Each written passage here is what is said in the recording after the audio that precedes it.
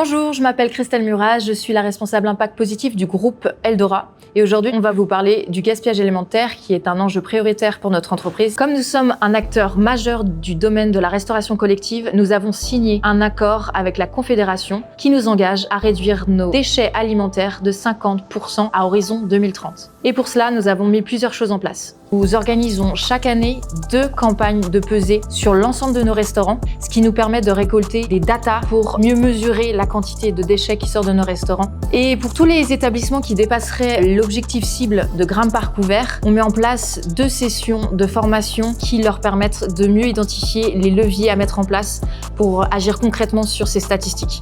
Il faut savoir que notre méthode d'analyse a été créée et développée en adéquation avec les recommandations de l'OFEV qui nous permet de leur transmettre nos statistiques annuelles. Pour 2024, les résultats sont encourageants car nous avons largement dépassé notre objectif qui était d'atteindre les 82 grammes par couvert et en 2024, nous sommes arrivés à 76 grammes par couvert. Par exemple, toujours dans le but d'optimiser l'utilisation de nos ingrédients, on planifie des menus sur une semaine qui nous permettent de réutiliser les productions de la veille non consommées pour réinventer le menu du lendemain.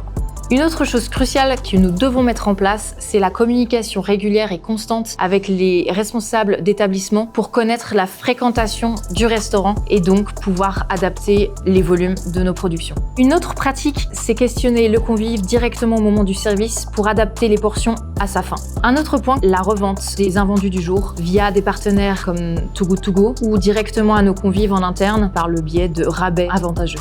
Une pratique à mettre en place, c'est l'acceptation de la rupture d'une prestation. Mais il faut pouvoir faire accepter aussi aux convives en fin de service que la diversité soit plus réduite. Par ailleurs, la lutte du gaspillage alimentaire ne repose pas uniquement sur nos actions internes. La sensibilisation de nos convives est essentielle. En Suisse, une personne gaspille environ 330 kg de nourriture par année. C'est pourquoi, pour agir à ce niveau, nous organisons des ateliers de sensibilisation avec nos diététiciennes et avec un partenariat direct avec Zero Waste Switzerland. Bonjour, je m'appelle Caroline Michaud, je travaille pour l'association Zero Waste Switzerland. Donc on travaille pour sensibiliser et mobiliser les entreprises, les collectivités et la population pour essayer d'avoir un impact positif sur l'environnement et puis de réduire leurs déchets, notamment les déchets alimentaires. Et c'est dans ce cadre-là qu'on a commencé notre collaboration avec le groupe Eldora, qui sont membres de notre association depuis 2020. Et puis depuis un peu plus d'une année, on anime les interventions Zéro Gaspille dans les restaurants scolaires. Les animations, elles se déroulent sur 2 semaines. Il y a une première semaine où tout se fait de manière incognito, c'est-à-dire que les enfants sont pas au courant des pesées. Ensuite, nous, on va venir la semaine suivante et on va présenter le défi aux enfants. Donc, on va leur montrer le gâchimètre et puis c'est à partir de là que pendant 1 semaine, tous les déchets vont être pesés. La semaine suivante, on va revenir et on va regarder avec eux si le gaspillage a pu être réduit grâce en fait à l'animation qu'on a proposée. Ce qu'on va discuter avec les enfants lors de la première intervention, ça va être qu'est-ce que eux ils peuvent faire pour réduire le gaspillage. Donc dans plusieurs structures, ils ont la possibilité de dire s'ils ont une petite faim, une grande faim, de pouvoir goûter les aliments avant de savoir si ça leur plaît et puis de pouvoir se resservir une deuxième fois. Donc il y a toutes ces petites astuces qui vont être discutées avec les enfants. On va aussi en fait impacter les familles à travers un petit livret qu'on va donner aux enfants à la fin de l'intervention.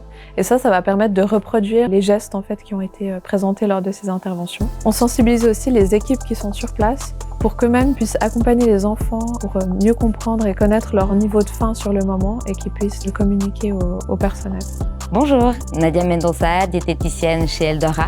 Nous collaborons avec l'association Zero Waste Switzerland pour des animations en lien avec la sensibilisation du gaspillage alimentaire avec les enfants. L'intérêt déjà de pouvoir commencer dans des structures comme ça où l'enfant est petit, dès son plus jeune âge, c'est déjà de lui inculquer justement des bons messages, des premiers gestes pour pouvoir les reproduire à la maison. La sensibilisation passe par d'autres animations, par exemple aux saisonnalités aussi, qui peut être en lien avec un producteur local, mais aussi à la découverte d'un produit à travers des ateliers culinaires. On a développé un autre projet qui s'appelle Méga Mini Miam et pour ça, on a créé un nouveau dispositif, notamment l'usage d'une carte Méga et Mini Miam où l'enfant peut, grâce à cette carte, informer la personne qui la sert s'il veut une petite assiette, donc une mini miam, ou plutôt une assiette standard, méga miam. Rien n'empêche bien évidemment l'enfant de venir se resservir, mais en présentant cet outil à l'enfant, il pourra s'interroger déjà sur sa faim. C'est un sujet qu'on aborde avec eux, leur dire qu'est-ce que la faim, comment vous l'interprétez. Et puis, en tant que diététicienne, on collabore beaucoup avec les chefs de cuisine pour créer des plans de menu qui soient adaptés, alors non seulement aux besoins des enfants, mais également à leurs préférences. Et ça, c'est vrai que ce dernier critère, des préférences alimentaires, de faire un plat qui est plus adapté au goût des enfants, c'est un critère aussi qui permet d'éviter le gaspillage alimentaire.